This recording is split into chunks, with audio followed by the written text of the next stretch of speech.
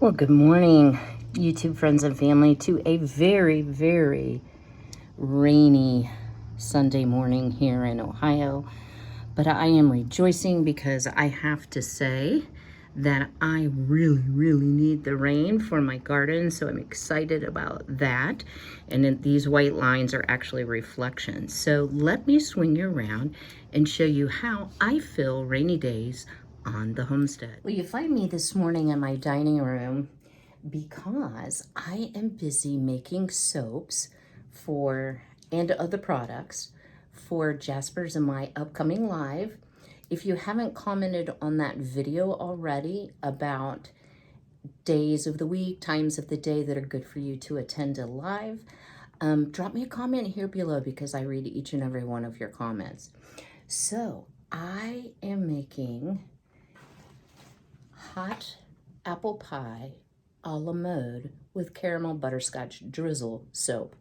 Guys, this smells amazing.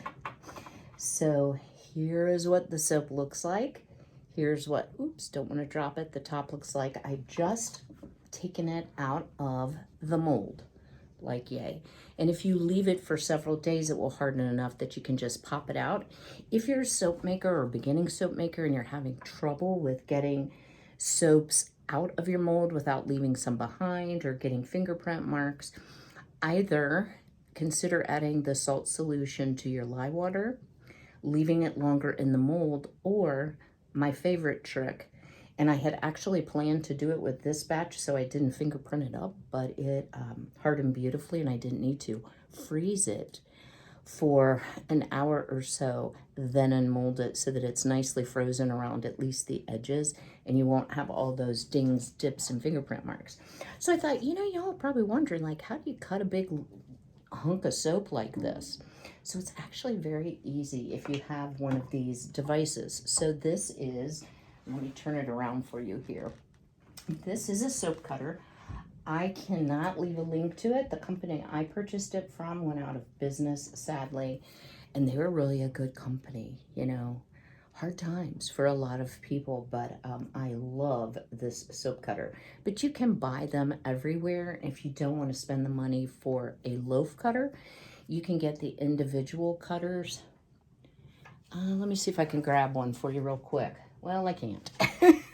I forgot the cord stretched across here. First world problems, right? So all you need to do is take your loaf of soap, pop it into the mold. I'm sorry, not the mold, the cutter. And then you want to make sure all of your, and these are like piano wire, that they're all tight. And if you have any that feel loose, tighten them up. And eventually these do break, but you can replace them quite easily. You don't want to over tighten, because if you over tighten, you're going to have a problem. They're going to break. All right, and then in one smooth motion, you want to cut. So I am going to try to cut off a little bit off each end for the least amount of waste, but a lot of times people don't like the look of the end of the soap, although this one's pretty. And in one smooth motion, steady pressure, boom, we've cut the soap. Now let me just show you. You may be like, uh-oh, that's all goofed up, because it's dark brown at the edges and it's light brown in the middle. So this is the way any fragrance oil with a large amount of vanilla, and I did put pure vanilla fragrance oil in this, not essential oil, fragrance oil. This will eventually all turn much browner than what it is right now. So I'm not concerned at all with that look. And then to allow it to cure, I will put it on a drying rack. And first I'm going to grab I'm not terribly prepared today, guys. Okay, got it. Parchment paper. So this is just a non-stick paper, super thin. This is Walmart Great Value brand, so not expensive. And then instead of lifting the wires back through the soap. I like to pick the soap up in a block like this, and then you can work on separating it. And so yes, each and every bar is going to have that brown ring, because that part is the first part of the soap that's cured and is susceptible to color. But look how pretty the tops are, guys. And the smell. The closest smell to apple pie I've ever achieved. So this will be a limited edition. I have 2 oval bars I haven't unmolded. 2, 4, 6, 7 bars I have. So if you like the smell of hot apple pie, and again, this just gives you a pleasant bathing experience, but it's not going to make you smell like hot apple pie all day if you're concerned about that. So this is a goat's milk soap, and I buy my goat's milk locally from a goat keeper. I don't know what you call goat keepers. From a farmer, let's say that feeds their goats non-GMO food. Really, really award-winning goats every year at 4-H. Just the most beautiful milk ever. So yes, I've gotten that done. I have another sneak peek one here, but I'm not going to show it to you yet today. I have another soap that I will be bringing you a video on, because it is a multiple step soap. So I'm waiting for the rain to stop, because, let me sit down so you're not having to look at half of me without a head. I'm going to go to the grocery.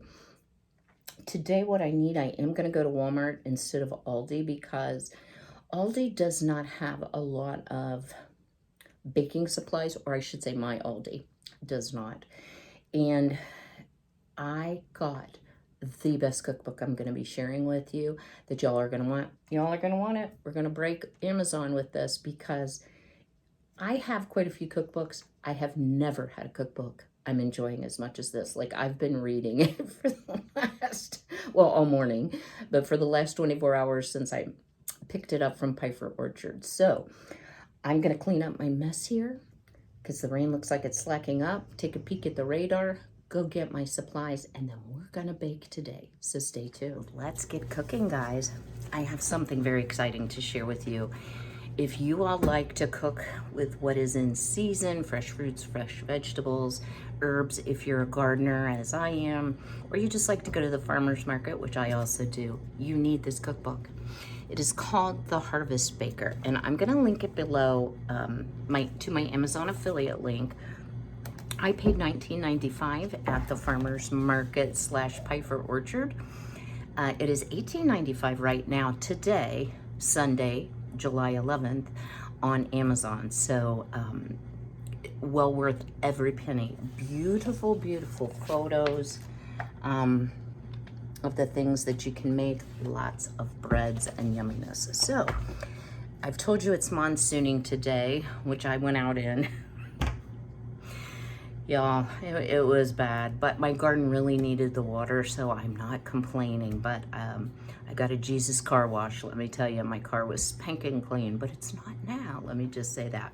So I'm not going to screenshot. Sorry, I got a cat hair on my lip. I'm not going to screenshot the recipe. I'm not going to leave it in the description box, because this is a new copyrighted cookbook, and that wouldn't be fair.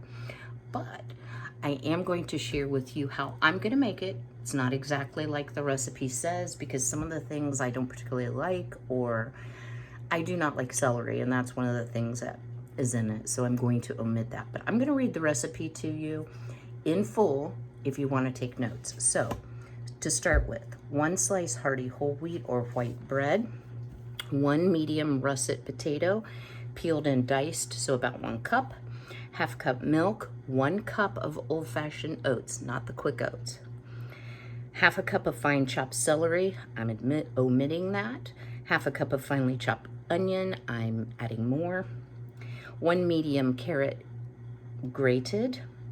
I'm kind of having the little, these things, whatever you call the little juliennes, because I bought them pre-cut.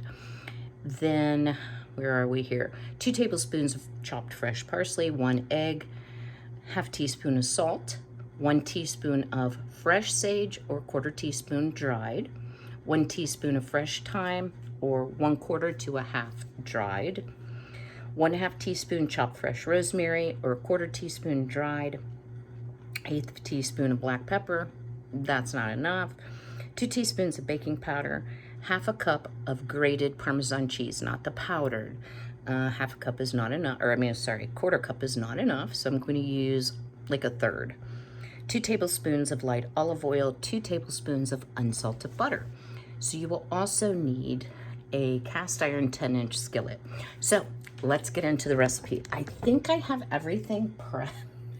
I had a little accident with the oats, which put me behind because vacuum cleaners don't like sweeping up oats, so I had to get the broom out. So let me get a swig of water here and we'll get started. So the very first thing I did, let me grab it. And this is kind of hot. Is I finally diced my russet potato and I have it here cooked and drained in the pot. So don't throw away your potato water. I'm going to talk about that in a minute. Love my cast iron cookware, but it is heavy. So the first thing you want to do is dice up your russet potato, put it in a saucepan, dice it finely, boil it until tender.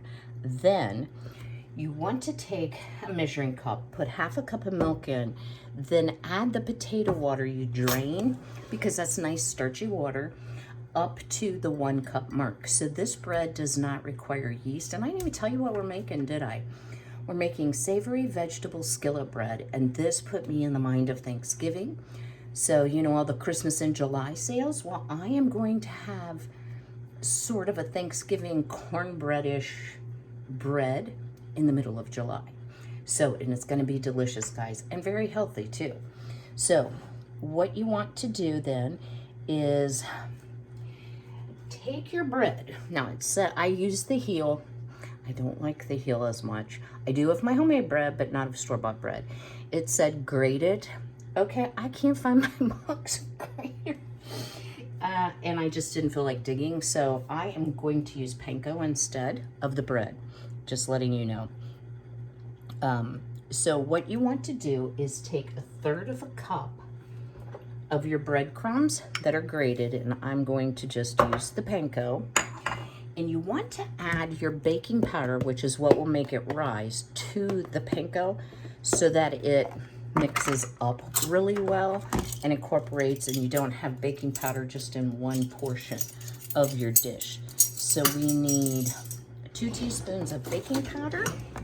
So I'm just, you can't see at all what I'm doing, can you? Okay, there we go.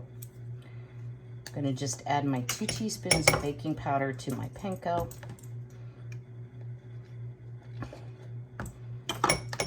And give that a stir. So that will avoid clumping, because we're gonna be using a lot of ingredients that may have a tendency to clump together. So potato starchy water, milk, and we don't want that. So I'm just giving this a good stir. Could have gotten a bigger bowl. Y'all, I've had one of those days, and I don't want to complain, but I have to tell you, sometimes people just amaze me. So I went to Walmart because I wanted certain things that I could not buy at Aldi. And I wanted pine nuts because I want to make something with pine nuts. Well, they didn't have it. So I went to Aldi. They didn't have it. So I went to Kroger, and there was a lady in the baking. I figured they'd be in the baking aisle. I never shop at that Kroger, ever. I shop at another one from my mom sometimes, but like I know where nothing is, right? So there's a lady shopping, and like maybe my age, maybe a little older, but like old enough to know better. And I said, hey, I don't usually shop at this store. Would you happen to know where the nuts are? And she was like, I'm sure you can find it. And so, you know, kill them with kindness. I said, you have a nice day. And I found the pine nuts, so it's all good. But then Who knew pine nuts were so expensive, guys? I want to make pesto. So this is the Kroger brand pine nut. It is 2.25 ounces. Silly little bitty bag, right? You know how much these were? You know how much these were? $5.49, and I need a lot of them. So I'm looking, and then I see the big yellow sign that says in-store special $1.99, which is still kind of pricey, but hey, if you want pesto, you want pesto. So I get 4 of them, go up to the self-checkout. Because I never shop at Kroger, I dig through my humongous purse, which you've all seen, and find my Kroger card so I can get the in-store savings, right? Scan the card, boop, boop, boop, boop. I'm in self-checkout, right? I look at it, it's charging me $5.49. So I'm like, I need some help over here. Because I was like, I am not paying $5.49. So this very young girl comes over, she was super nice. And I'm like, I promise you, those were $1.99. I can take you and show you what do I need to do. And she's like, I don't care. She just runs them through at $1.99. So I got my pine nuts. Okay, back to the recipe. So, let me, I apologize. So what we're going to do is we're going to take our oats. And again, this was the cup of whole oats. You know, this is just not working out. I thought I was so organized, but it's too close and you can't see what I'm doing. Okay, so in the bowl. There we go. I'm going to put my cup of oats, and again, you want to use the long cooking or the old-fashioned oats, not instant. Hold on.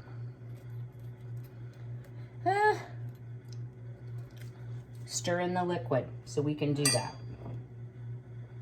So we're going to add 1/2 cup of potato water, for lack of a better description, and 1/2 cup of milk. And it's still quite warm, so that should help to soften the oats, but we are actually going to bake this. And I'm gonna say about now, if your oven is slow, mine is, you wanna go ahead and preheat it to 400. So let me do that. And I am going to use Convect on mine, just because I think it cooks more evenly. Okay, now we want to take our potatoes. Oh gosh, guys. Well, you know what? I have to say, I'm human, and at least y'all know that, right? So we're gonna add our potatoes in. This probably wasn't the day to make a video, but you know what? I wanted to share this information with you, so you'll just have to excuse my bumbling today. Put a little water in that. And then you want to go ahead and kind of mash that up a little bit. I'm just going to use a fork. They're pretty soft because I diced mine very finely. But I don't think chunks of potato and bread is going to be bad. This is going to be so yum. Okay. Plus I get to use a lot of my fresh herbs.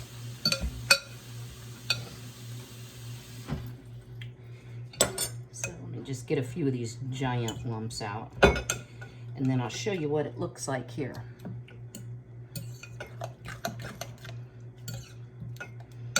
And you could certainly mash these with a potato masher, mash them in a separate bowl. I'm not about seeing how many dishes I can mash. So this is kind of what it looks like. An oatmeal batter, but it's very, very thin. Just give you an idea. So it's not super, super thick. Now we're gonna go ahead and add our onion and our carrot. Sounded good already, right? And healthy. So far there's nothing, in my opinion, that's bad in it. Give that a stir.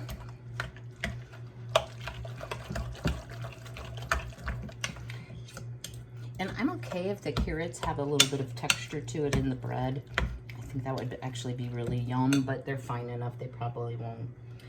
Then I want to add my salt, and it calls for, my goodness, I am really stinking at this. 1/2 teaspoon of salt. I'm just going to guesstimate.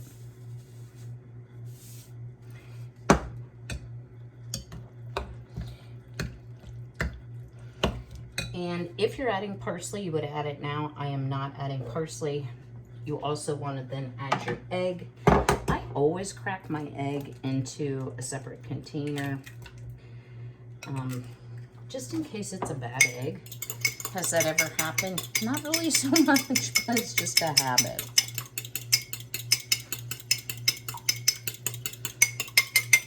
Okay. So add our beaten egg.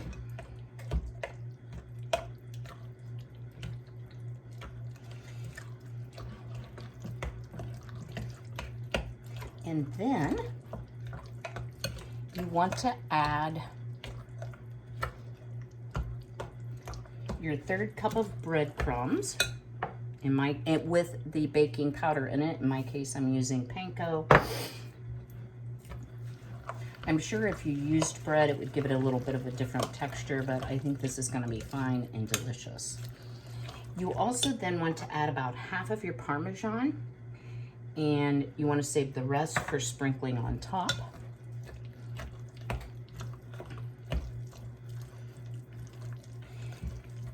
And then I'm going to add my herbs. So what I have here is my fresh thyme, my fresh sage, and my fresh rosemary.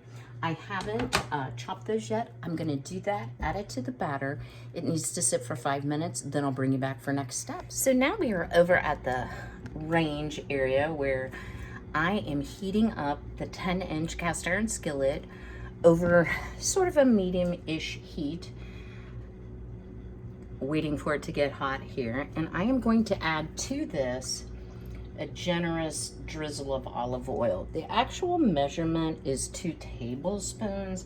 Seems like a lot, but let's go for it, right? And I wanted to show you before I stirred, here are all of my herbs that I harvested fresh. Right before I started the video, I finally chopped them, and I did add some pepper and then some of my homegrown but already dried sage because I love sage. So I was afraid the fresh would not give me that Thanksgiving flavor. So, and actually I think if I pre-cooked this spinach, I would be totally fine and not have a problem. Spinach. Did I say spinach? Celery. Oh my word, guys. Ever since the grocery store, I have really struggled today. I don't know what up with that.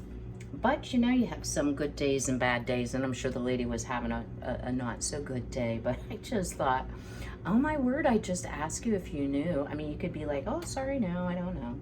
That'd be me, but I'm the one that talks to random people in the grocery store because I spend so much time alone. So, all right, this is getting pretty hot. Let me just test. Yeah, see if it's gonna sizzle. Nope. One thing about a glass top stove is it takes a lot longer to bring something up to temperature, but let me tell you, that's just my oven saying it's ready. Once it's up to temperature, it holds the temperature for a long time, and you have to be careful and remember that the burner is hot. Frankie burned himself one time, bless his heart, and I asked him, I said, hey, my mom's making a video, don't you want to be on it? And he's like, I take nap, my mom, you ain't the boss of me. Bless his heart. Okay, so I just put a little bit in here, and once it starts bubbling, I'm gonna go ahead and add the rest. And what we're kind of doing is not only heating up the cast iron before we stick it in a very hot oven, is we're gonna kind of cook the bread. I bet you, if you cook this over really low heat, you could probably do it on the stovetop. And I'm just gonna spread, oh yeah, that's gonna be good. Kind of like what you do with cornbread. And I'm sure if you don't want to heat up your stovetop, you could heat the skillet in the oven as well. This thing's heavy and I don't want to lift it in and out. So now that I have that all on here, I'm going to sprinkle the remainder of the Parmesan cheese on top. Oh, guys, does this not look good or what? 1/4 cup of cheese. And then you want to take 2 tablespoons of butter and just dot it around. So that's, I already pre-cut the butter. That's kind of what I'm doing here. And you could cut it into smaller pieces, but I'm sure this will be fine. All right, into the oven it's going to go. Now this says middle rack 30 minutes. The surface will be browned when it's done. I'm just gonna have to watch it since I changed the recipe a little bit. So I'll bring you back to show you the finished product. Well, our beautiful herb bread is now finished, and I have to tell you, it smells amazing. This is very hot, but here's what it looks like. Is it not gorgeous? One thing they did say in the recipe is instead of cutting it with a knife, to perforate it like this with a fork. Otherwise, it just tends to smash the bread because it is a very soft bread. But I can't wait to try it. It's really hot, but patience is not one of my strong points. It's beautifully golden brown on the bottom. You can see the steam coming out. My house smells amazing.